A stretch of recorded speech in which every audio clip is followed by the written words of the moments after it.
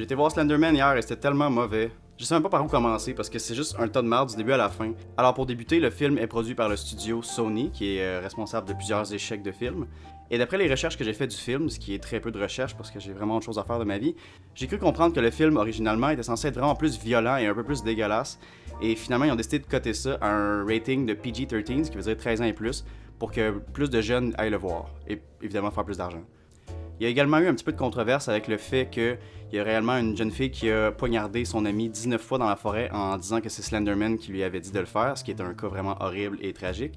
Et donc, les producteurs ont dit que le film pourrait peut-être être de mauvais goût et ça pourrait faire fuir les gens d'aller l'écouter, alors ils ont décidé de modifier vraiment le film, en plus de le couper pour qu'il soit moins violent et qu'il soit PG-13. Le résultat de ça est que dans la bande-annonce, il n'y a à peu près aucune scène qui se retrouve vraiment dans le film. Le film est juste un tas de ramassis de montages découpés et remodifiés pour essayer de faire une histoire cohérente et ça ne fonctionne pas.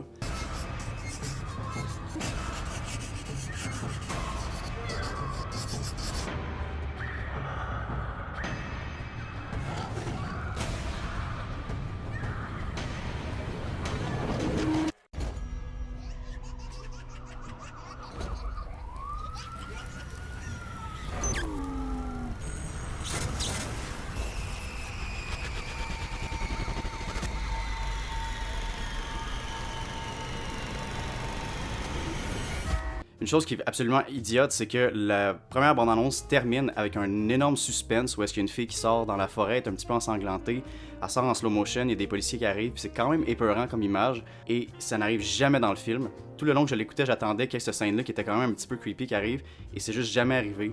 Et c'est complètement idiot parce que c'est la façon qu'ils ont terminé leur première bande-annonce. Quand une bande-annonce termine, c'est censé terminer avec une scène qui donne envie de voir le film et qui est vraiment cool, et ça l'était, mais ils l'ont même pas mis dans le film, c'est complètement ridicule.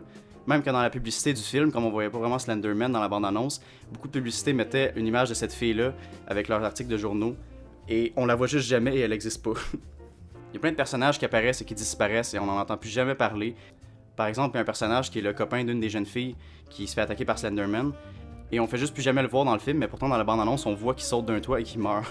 Ils ont littéralement coupé la mort d'un des personnages, ce qui aurait été vraiment important dans le film. En gros, le film est basé évidemment sur le jeu vidéo Slenderman, qui est un jeu où est-ce qu'on est un enfant avec une lampe de poche dans une forêt et on essaie de s'échapper du méchant qui nous observe et inévitablement on crève. Et le concept est vraiment génial pour un petit jeu gratuit qu'on joue pour avoir peur pendant une soirée. Mais faire un film avec, c'est quand même une tâche un petit peu plus ardue. Il faut une structure narrative, il faut des personnages, il faut un début, un milieu, une fin. Il faut un semblant de personnage au Slenderman, il peut pas juste être une bébite qui a pas rapport. Et il y aurait peut-être pu avoir un concept intéressant derrière ça, parce que c'est vrai qu'au fond, une forêt la nuit, ça fait quand même peur. Puis l'idée qu'il y a une bébite qui t'observe au loin, ça fait quand même peur aussi. Et clairement, il aurait pu jouer avec ça. C'est le genre de film qui aurait pu avoir des ombres un peu partout, que tu te demandes s'il y a quelqu'un qui les observe tout le temps, un visage dans une fenêtre ou un ombre derrière un arbre, et on sait pas trop s'il y a quelqu'un, ou ça aurait pu apporter une atmosphère intéressante. Malheureusement, ils ont décidé d'y aller pour une histoire complètement dégueulassement dégueulasse. Alors au fond, il y a 4 jeunes filles du secondaire qui se rassemblent pour un petit party et ils décident d'aller sur internet pour taper Slenderman. Et leur première recherche les amène sur un site qui leur montre une vidéo qui fait apparaître Slenderman dans leur tête. That was easy. Alors, c'est complètement idiot de taper sur Google Slenderman et que soudainement il y a une vidéo qui peut le faire apparaître. Une vidéo qui a été montée de façon professionnelle. Je sais pas si c'est Slenderman qui a des talents avec Windows Movie Maker, mais qui a fait le montage de cette vidéo-là et pourquoi est-ce que ça le fait apparaître, ça fait aucun sens. C'est pas comme si c'était un rituel ou une planche de Ouija ou quoi que ce soit, c'est un virus internet, mais ça fait apparaître une vraie bébite dans la vraie vie, ça fait aucun sens, c'est ridicule. Alors les jeunes filles commencent à le voir un peu partout puis ils disparaissent une à une et comme j'ai dit, la plupart des personnages ne sont juste jamais revus et on sait pas ce qui leur arrive, on sait pas s'ils sont morts, s'ils ont été capturés, s'ils sont juste partis ailleurs. Il y a quelque chose qui me dit qu'il y a peut-être des réponses derrière ça dans un film qui n'a pas été complètement massacré au montage pour qu'il soit un peu moins violent. S'il y a une qualité que je peux peut-être donner au film, c'est le fait que le son est quand même très bien mixé et créé. Il y a quand même l'atmosphère intéressante, le bruit des arbres, le bruit du vent est quand même bien utilisé. Malheureusement, l'éclairage et le jeu de caméra est juste terrible. Les acteurs sont également très mauvais, notamment la fille qui joue dans Wish Upon et qui reprend un rôle mémorable dans Slenderman. Alors comme j'ai dit tantôt, les amies disparaissent une à une. Alors la première disparaît et les 3 autres amies décident d'aller dans la forêt pour pouvoir donner des objets importants pour eux à Slenderman, et à ce qui paraît, c'est ça qui va faire en sorte que Slenderman va les laisser tranquilles. Alors ils vont dans la forêt, ils mettent leurs objets importants, et ensuite ils se mettent des bandeaux, et il y a une des personnages qui dit « N'enlevez surtout pas votre bandeau, parce que si vous voyez Slenderman, vous êtes fini. » Et la scène d'après, littéralement comme si c'était une comédie, le personnage noir enlève son bandeau et commence à regarder dans la forêt. Elle vient de dire de ne pas enlever son bandeau et elle l'enlève immédiatement. C'est ridicule. Slenderman en tant que tel aussi est juste vraiment laid. C'est une grosse bébite faite à l'ordinateur et c'est juste ridiculement laid à quel point qu'ils l'ont mal chié. Ça aurait peut-être pu être plus intéressant s'il y avait comme mis des prosthétiques sur quelqu'un qui est grand. Alors tout le reste du film il se passe absolument rien d'intéressant, tout le monde disparaît un à un, c'est de la grosse merde et finalement on arrive à la fin où est-ce que la fille, dans le fond c'est la dernière qui est encore en vie, puis elle décide de se sacrifier à Slenderman pour que ses amis puissent être libérés. Alors elle se rend dans la forêt, Slenderman s'approche d'elle, puis elle dit « Prends-moi ».